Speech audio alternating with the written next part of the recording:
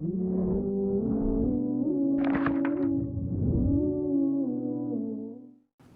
alhamdulillah, salatu wassalamu ala rasulillah. Me emrin Allah të fillojmë, Allahun e falenderojmë, ata adhurojmë.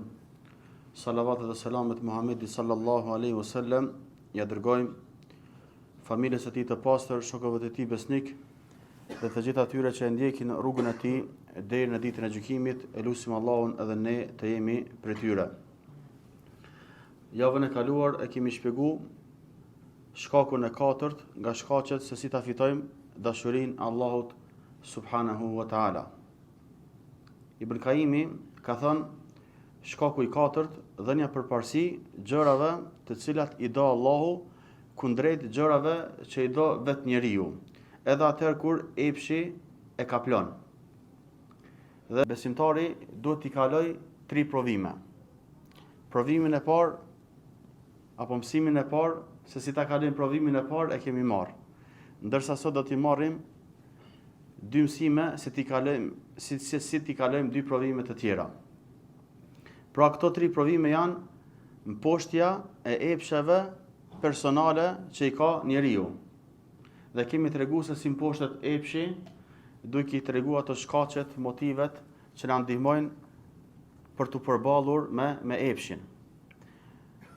Ndërsa sot do ta marrim shkakun e dytë dhe të tretë, kundërshtimi i epsheve të njerëzve dhe betejë e vazhdueshme kundër shejtanit dhe aleatëve të tij. Kundërshtimi i dëshirave të njerëzve. Pra të parën e kena marrë mposhtja e epsheve personale, sot do ta marrim kundërshtimi i epsheve të njerëzve dhe betejë e vazhdueshme me shejtanin dhe miqtë e tij. Njeriu si qenie sociale, pra përzihet me të tjerët. Dhe sigurisht se ka mundësi mi marr cilësitë e të tjerëve. Nëse jeton me një ambient ku të tjerët janë të vrasht, ka mundësi të bëhet i vrasht. Nëse jeton me një ambient ku të tjerët janë të butë, ka mundësi të bëhet i butë. Nëse han ushqime të kafshëve që janë ndoshta normal halal, mirë po janë të egra, ka mundësi të bëhet njeriu pak ma i egër, e kështu me radhë.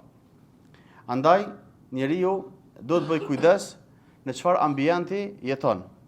Nga se në varësi të atij ambienti edhe ndikohet dhe mund të devijoj apo të jetë i uzuar.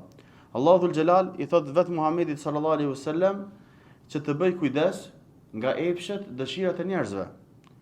Wala tattabi' ahwa'ahum. Dhe ti mos i ndiq dëshirat apo epshet e tyre. Është për qëllim dëshirat dhe epshet për ta kundërshtuar Allahun, për ta kundërshtuar fenë e tij. Nga se njerëzit nëse dëshirojnë që ne të bëjmë gjëra halal dhe gjëra të mira, ndonjë zakon që nuk e kundërshton fenë e Allahut dhul Xhelal, atëherë ne u bindemi atyre, nga se pejgamberi sallallahu alaihi wasallam ka thënë la ta'ata li makhluqin fi ma'siyati al-khaliq. Krijesës nuk ban me u bind për me kundërshtu krijuesin. I bindemi, i nënshtrohemi nëse nuk i bëjmë mëkat krijuesit Allahut dhul Xhelal. Andaj, si të jetë muslimani ndikues dhe jo i ndikuar. Pra si të ndikoj tek të tjerët dhe të tjerët mos të ndikojnë tek ky. Ne, vëllezër të dashur, jetojmë në një kohë kur rrjetet sociale, shoqëria dhe në përgjithësi domethënë njerëzit janë në kundërshtim me fenë Allah subhanahu wa taala. Pra besimtari është vërtet në një sfidë të madhe. Andaj, si të mbetet besimtari i qëndrueshëm në këtë kohë dhe të mos lëkundet nga rrymat e gënjeshtrës, dhe si të ndikoj tek të tjerët me vlerat të cilat i bart, dhe të tjerët mos të ndikojnë tek besimtari me të pavërtetat të cilat i bartin ata. Andaj, nëse ju përmbahemi 3 shtyllave, do të korrim me lejen e Allahut, sukses. Shtylla e parë është njohja e së vërtetës përmes dijes së shëndosh fetare, përmes Kur'anit dhe Sunetit. Njeriu i cili ka dituri, e një Allahun, e një pejgamberin sallallahu alaihi wasallam, e një fen islame, të ky njeri nuk zë vend pa dituria. Të ky njeri nuk zë vend shirku. Të ky njeri nuk zë vend bidati e mëkati. Mirë po nëse nuk ka dituri, atëherë ka mundësi i bën shirk Allahut, ka mundësi i bën mëkat Allahut, ka mundësi largohet nga rruga e drejtë. Nuk janë të barabartë dietarët, pra ata që dinë dhe ata që nuk dinë. Kul hal yastawi alladhina ya'lamuna wal ladhina la ya'lamun. Thuaj Muhammed, a janë të barabartë ata që dinë dhe ata që nuk dinë? Nuk janë të barabartë. Nga sa ata që dinë e njohin të vërtetën dhe e pasojnë. Dhe e njohin të kotën dhe shmangen nga ajo. Andaj besimtari duhet të pajiset me dituri që të bëhet i fortë sikurse malet. Dhe mos ta lëkundin këtë besimtar erat e dyshimeve, talljet që mund t'ja bëjnë të tjerët apo presioni i shoqërisë. Nga se njeriu ndoshta talljet e të tjerëve mundet mi përballu. Dyshimeve mundet mi u bë ballë. Mirë po ndonjë presion shoqëror nuk mundet me përballu. Mirë po besimtari e lut Allahun gjithmonë që të jetë stabil në fenë e Allahut dhe ky stabilitet më së miri arrihet duke mësuar dituri të shëndosh tek hoxhallarët. Shtylla e dytë është jetësimi i dijes. Këtë dije që e ke mësu me qit në praktik. Nga se dituria nuk mjafton vetëm njeriu të ketë njohuri thjesht. Mirë po, dituria e vërtetë është ajo dituri e cila praktikohet dhe jetësohet në jetën e përditshme. Thot Allahu dhul xhelal, "Walladhina ihtadaw zadahum hudan wa atahum taqwahum." Atyre që janë uzuar, pra Allahu ashton uzimin dhe u jep devotshmëri. Çka të bën dobi nëse e din se 5 vaktet i ke obligim dhe nuk falesh? Çka të bën dobi nëse e din se gibeti është haram dhe nuk largohesh prej tij? Çka të bën dobi nëse e din se muzika është haram prapë dëgjon? Çka të bën dobi nëse mjekrën e dish se është obligim me lshu, e dikush ndoshta e ruan mjekrën. Pra nuk bën dobi as pak. Për këtë arsye, Rasulullah sallallahu alaihi wasallam, nga se dihet se dituria është dy llojesh. Dituri e cila është e dobishme që të afron tek Allahu dhe dituri e cila është e dëmshme që të largon prej Allahut. Allahumma inni a'udhu bika min ilmin la yanfa. O Allah, kërkoj prej teje të më ruash nga dituria e cila nuk ka dobi. Pra, Allahut i kërkoj dituri të dobishme. Nëse ka mundësi të ki dituri, mirë po ajo dituri bën ty që të kesh vetë pëlqim, të bën mendje madh dhe të largon nga rruga e Allahut dhul xhelal. Andaj, nëse besimtari e praktikon dijen, sigurisht se do të ndikojë tek të tjerët dhe të tjerët nuk do të ndikojnë te besimtari. Tjetra, pra dituria, të punuarit me dijen dhe thirrja të kjo dituri. Pra me bë davet. Atë njeriu kështu kompletohet dhe Allahu dhul xhelal i jep sukses në jetë. Thot Allah subhanahu wa taala, "Wal takun minkum ummatun yad'una ila al-khayri wa ya'muruna bil ma'rufi wa yanhauna 'anil munkar wa ulaika humul muflihun." Ja kë po e quan Allahu të shpëtuar. Nëse dëm shpëtimin, t'ju përmbajmë këtyre këshillave. Thot Allahu, le të bëhet për jush një grup që thërret në të mirë. Urdhërojnë të mirat apo urdhërojnë ka e mira dhe ndalojnë të këqijat. Këta janë të shpëtuarit. Shpëton Allahu në këtë dunja, t'jep stabilitet, shpëton Allahu nga bidatet, shpëton Allahu nga mëkatet, po shpëton edhe në botën tjetër nga zjarri i xhenemit. Allahu na ruajt. Andaj, nëse dëshiron të jesh ndikues dhe jo indikuar, mbështetu në këto tri shtylla. Kërkoje diturinë e pasur nga burimet hyjnore, pra nga Kurani dhe Suneti, sipas kuptimit të sahabëve dhe gjeneratave të para. Zbatoje këtë dije me sinqeritet në jetën tënde dhe thirr në rrugën e Allahut pa pasur frikë pa luhatje dhe pa bërë lëshime. Nga se Allah s.w.t. kështu ka me të forcu në hak. Këtë thirrje, cilën e bën nisja prej familjes tona, atyre të cilët i ke më të afërm. Wa anzir ashiratakal aqrabin. Allahu këshillon pejgamberin sallallahu alaihi wasallam me anis prej rrethit vet, prej familjarëve vet, prej kabiles vet, me anis me bota vet. Nga se kështu njeriu është i urdhëruar nga Allahu subhanahu wa ta'ala. Këto 3 pika i ka përmend Allahu kur ju ka drejtu Rasulullah sallallahu alaihi wasallam, tek i ka thënë: "Wala yasuddannaka an ayati Allahi ba'da idh unzilat ilayk, wad'u ila rabbik wala takunanna min al-mushrikin." Kurse si mos i lejo ata, pra idhujtarët, të largojnë prej shpalljeve të Allahut pasi të janë zbritur ty. Thirrë njerëzit për te Zoti yt dhe kurse si mos u bëj idhujtar. Pika e parë, dituria. Ku e kemi diturin?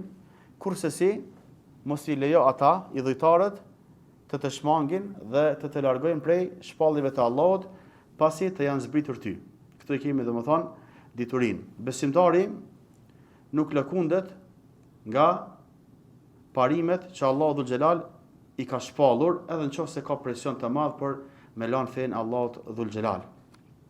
E kjo me çka arrihet? Kjo arrihet me dituri.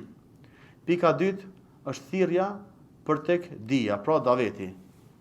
Wad'u ila rabbik. Thirr për tek Zoti yt. Këtu është domethënë pika e 2, daveti apo thirrja. Jo thirr për tek vetja jote, po thirr për tek Zoti yt. Pra, hoxha do të bëhet davetin për mi thirr njerëzit tek kush? Tek Allahu, tek feja Allahut, jo tek vetja vet.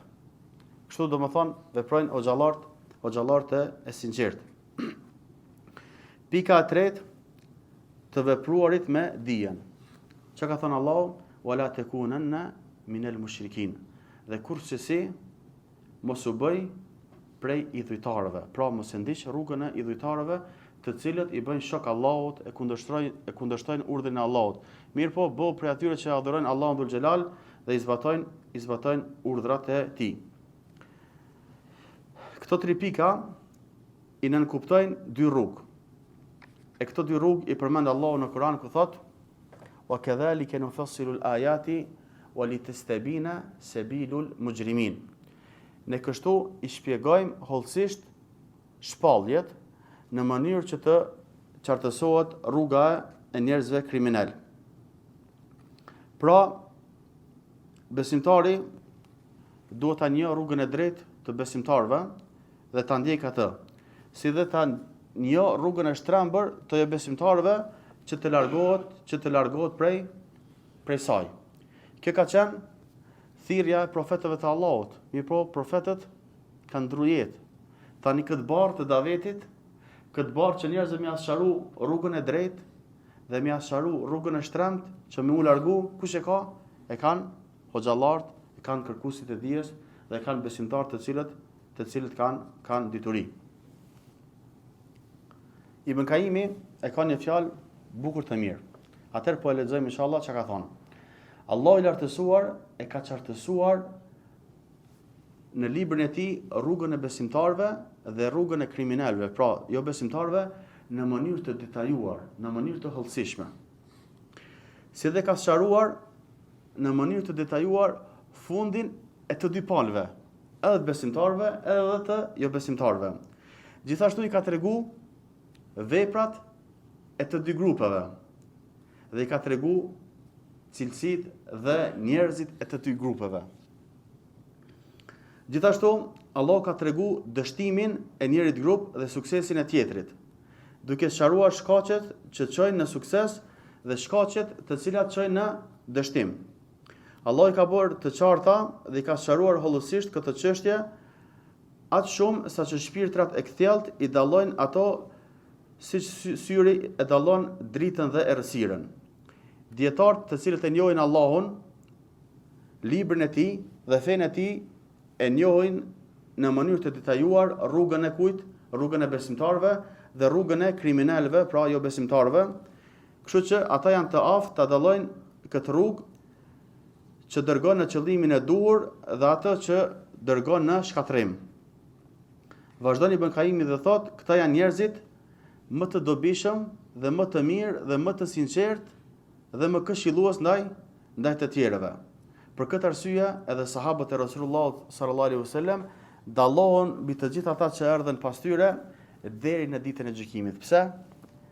Nga se sahabët kanë mësuar prej shkollës së Rasulullahut. Kanë mësuar Kur'an, kanë mësuar Sunet, e kanë kuptuar fen ashtu siç duhet. Atëherë rrymat bashkëkohore të asaj kohe, filozofitë e asaj kohe, shirku e kufri i asaj kohe, a ka mujt mi bo dam sahabëve? Asesi. Me Kur'an, me Sunet, nga se në Kur'an dhe në Sunet, siç e përmendi Ibn Qayyimi, Allah e ka sqaruar rrugën e besimtarëve, rrugën e kriminalëve, i ka sqaruar veprat e tyre, i ka sqaruar cilësitë e tyre, i ka sqaruar njerëzit të cilët i pasojnë këtë rrugë. Rruga e besimtarëve do të jetë rrugë e suksesit, rruga e kriminalëve, e çafirave do të jetë rrugë e dështimit. Sahabët ju kanë përmbajt këshillave të Allahut, këshillave të pejgamberit dhe i kanë bërë ballë domethënë çdo dyshimi të asaj kohe. Provimi i tretë është beteja e vazhdueshme kundër shejtanit dhe miqve të tij. A do të më fol kundër shejtanit? Sigurisht se po. Shejtani është armiku i përbetuar i insanit. Allahu dhul Xhelal kur e ka largu prej mëshirës vet, atëherë kur e pat urdhëru miron sejdë respekti Ademit alayhis salam, a është dërzu shejtani? Asesi. I ka thënë Allahut, më afatizo, më jep jetë. Allahu e ka afatizu. Pse? Për mi deviju njerëzit. Shejtani tash ka mjet vet, do me pas xhamat. Tash çka bën? I banda vet njerëzve, hajdeni me mund xhenam. Allah na rujt. Ty kish bind Allahut, por me respektu urdhrin e tij, do të ishte xhenetli. Allahu i lartësuar ka paralajmëruar në Kur'an kundër këtij armiku të përbetuar në disa vende. Thot Allahu dhul Xhelal se shejtani ka thonë: "Qala fa bima aghwaytani la aq'udanna lahum siratakal mustaqim, thumma la atiyannahum min bayni aydihim wa min khalfihim wa an aymanihim wa an shama'ilihim wa la tajidu aktharahum shakirin." Iblisi ka thonë, për shkak se më ke shmangur nga rruga e drejtë, për i thot Allahut, unë do të rri në prit në rrugën tënde të drejtë. S'kam i lanë njerëzit më uzu. Kam i mashtru. Pastaj do të vi atyre nga para, pas, nga ana djathtë dhe nga ana e majtë. Pastaj do të gjerë se shumica atyre nuk janë mirënjohës. Me qenë se ky është shejtani, këto aspirata i ka, këto synime i ka, atëherë ne duhet të pajisemi me mjete të forta për t'i bërë ballë këtij armiku të përbetuar. Andaj t'i përmendim disa mjete. Mjeti i parë është al-ikhlas, sinqeriteti. Nëse jemi të sinqert me Allahun, shejtani s'ka punë me neve. Pse? Ja se thot Allahu dhul Xhelal në gjuhën e iblisit. Qala rabbi bima aghwaytani la uzayyinanna lahum fil ardi wa la ughwiyannahum ajma'in illa ibadaka minhumul mukhlasin. Iblisi tha, o Zoti im, për shkak se më çove në humbje, unë do t'ju zbukuroj atyre, pra njerëzve, rrugën e gabuar në tokë dhe të gjithë do t'i shpije në mashtrim, përveç robërve të tu të sinqertë. Pra me ata të cilët janë të sinqertë, iblisi s'ka punë. Sa i dënë mi bo cytje, dënë mi shti me bo shirke kufër, s'munët. Dënë mi shti me bo mëkatet mdoja, s'munët. Dënë mi shti me bo bidate, s'munët. E kështu do më thënë kalën në disa pikat të ti që i ka, mirë po, me të sinqertët, nuk i dhez kjo. Nga se ata e kanë Allahu dhul Xhelal dhe kërkojnë mbrojtje që Allahu dhul Xhelal t'i ruaj nga shejtani i mallkuar. Mjeti i dytë është t'i kërkojmë mbrojtja Allahut të na ruaj nga shejtani i mallkuar. Sa që njeriu ngacmohet nga shejtani, duhet të mbrohet me të fortin, me Allahun dhul Xhelal. dhe le të thot a'udhu billahi minash shaitanir rajim. Kërkojmë mbrojtjen e Allahut nga shejtani i mallkuar. Kur e themi këtë lutje? Para se me lexoj Kur'an. Para namazit nëse surën al-Fatiha. Pastaj kur hidhrohemi, kur futemi në shtëpi, kur ka kontaktin tim burri dhe gruaja, e kështu me radhë. Sa që shejtani do të më ndërhyjë ne, e kemi një mjet të fortë. A'udhu billahi minash shaitanir rajim, dhe Allah subhanahu wa taala na ndihmon dhe na ruan nga shejtani. Gjithashtu mjet tjetër është për të mbrojtur nga shejtani është 5 vakte dhe përmendja e Allahut. Përmes 5 vakteve, sigurisht se besimtari ka marrë avdes.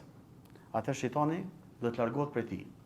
Po ashtu edhe kur e përmend Allahun, thot subhanallahu, alhamdulillah, Allahu akbar, la ilaha illallah, wala hawla wala quwata illa billah, shejtani s'ka punë me këtë njerëz, nga se ka gjuhën e lagur me përmendjen e Allahut subhanahu wa taala.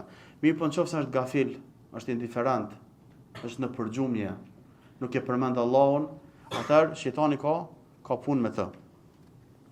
Gjithashtu leximi i Kur'anit, veçanërisht leximi i ajetit Kursi, edhe i dy surave kërkim mbrojtëse, el-Muawwidhatayn, pra Felekut edhe Nasit.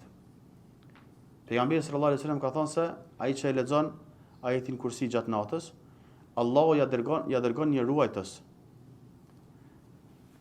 Dhe shejtani s'ka mundësi mi u afru deri në mëngjes. Pra nëse dikush ka sytje nga shejtani, para xhumit le ta lexon ajetin Kursi, Kul huwallahu felekin nasin edhe lutjet e tjera të cilat janë të mbrojtja muslimanit, dhe me lejen e Allahut nuk do të ketë sytje nga shejtani. Mjet tjetër është shoqërimi me njerëz të devotshëm dhe largimi nga vetmia. Besimtari kanë do të me shoqëru të devotshmin. Pse? I devotshmi ta kujton Allahun. I devotshmi nuk të lën ty me bë mëkat. Ti për shembull je me dikant të devotshëm, ruhesh me bë mëkat. Do të janë do mëkate të caktuar me dikush që mund të i bë, mirë po do mëkate pak më të mëdha, s'ki mundsi mi bë. Sidomos nëse janë 3-4 veta. Nga se çka? Besimtarët janë nasaha, e këshillojnë njëri tjetrin. Ja kujtojnë njëri tjetrit Allahun dhul xhelal. Nga se besimtari është i tillë pra është pasqyr për besimtarin. Pejgamberi sallallahu alaihi wasallam, duke na tërheqë vërejtjen nga vetmia, thot inma ya'kulu dhi'bu min al-ghanami al-qasiya. Ujku e ha delen e ndar. Pra muslimani nuk bën me nejt vet. Nuk bën me nejt vet. Duhet të shoqëru me vëllezërit e tij besimtar, nga se mundet me hangër ndonjë ujk për njerëzve dhe mund të devijoj. A keni pa çështë devijon ai kush i cili ka në xhami? Ma herët.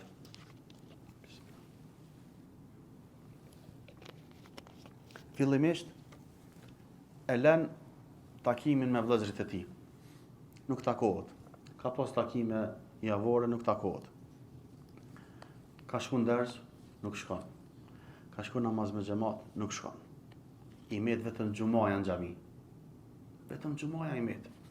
Masën na ajt mos të hupin 3 xhumaja se po mu voloset zemra munafike diçka, edhe 3 i ikin, edhe fillon më fal të shtëpia, 5 vakte, masën e fillon mi bashku natën, mas jacis 5 vakte mi fal, ashtu sa sabajin e fal mas jacis, kështu që e lën fen Allahut. Allahu dhul xhelal për këtë shejtan na ka thonë që mos minik hapat e tij. Kështu që nëse i ndjekim hapat e tij, e kemi të sigurt devijimin. Nëse i përmbajmë këshillave të Allahut dhe të pejgamberit sallallahu alaihi wasallam, atëherë Allahu do të na forcojë në rrugën e tij. Mjet tjetër është agjerimi dhe kontrolli i epshit. Njeriu nëse agjeron, atëherë do të jetë i fortë kundër epshit vet dhe kundër shejtanit. Ja ma'shara ash-shabab, man istata'a minkum al-ba'ata falyatazawwaj. O ju të rinj, kush ka mundësi me u martu, le të martohet. Fa innahu aghaddu lil basar wa ahsanu lil farj. Pse mu martu? Nga se Kështu e ka njeriu më të lehtë me e ul shikimin dhe me rujt nderin, me rujt organin e tij intim. Pastaj thot pejgamberi sallallahu alaihi wasallam: "Wa man lam yastati' fa alayhi bis-sawm, fa innahu lahu wija." Kush nuk ka mundësi, atëherë le të agjeroj, nga sa agjerimi për të është mburoj. Andaj, qofse dikush si ka mundësit, se ka kader më martu, le të agjeroj, nga se pejgamberi sallallahu alaihi wasallam na ka bo zgjidhje, nga se kemi luftë të përditshme me shejtanin dhe me epshin. E besimtari gjën më të çmuar çka ne ka? E ka imanin. Qofse i humbi imani, e humb edhe dunjan edhe ahiretin, Allah na ruajt. E shtata dhe e fundit është kërkimi i diturisë. Kur nuk ka boll në kërkimin e dijes. Edhe në qoftë se i din do mesele, kërko dituri. Se në ders kime dëgju diçka që ndoshta ke harru. Apo në ders, ka mundësi Allah në qatë ders që vjen, të shkruan për xhenetlive, edhe më kur s'kime po vepra të banorëve të xhenemlive. Paramenoj asë një vepër dvogël të mirë, nuk ban me nënvlerësu edhe mi keq vllavit musliman. E çfarë mund të themi, mu ul në kuvendet e dijes, me kërku dituri, me mësu për Allahun, për pejgamberin, për fenë e tij. Andaj, përmes diturisë, ne jemi shumë të fortë kundër shejtanit të mallkuar. Për përmbyllim me këtë ajet ku thot Allahu: "Inna shejtana lakum aduwwun fattakhidhuhu aduwwa." Vërtet shejtani është armik juaj. A u nal kaq Allahu? Si është vazhdimi, kush e din? Do më thonë, konsiderojeni atë armik. Nuk mjafton ti me ditë që shejtani është armik i yti. Mi po duhet me konsideru armik. Duhet me trajtu si armik. Për ndryshe, kur gjas ke bo. E dim pra që shejtanin e kemi armik, e konsiderojmë si armik, i kemi këto mjete, si ta fitojmë betejën me të, dhe me lejnë Allahut, Allahu subhanahu wa taala ka me na ruajt, lutim Allahun dhul xhelal na ruaj nga epshet, lutim Allahun dhul xhelal na ruaj nga shejtani i mallkuar. Walhamdulillahi rabbil alamin.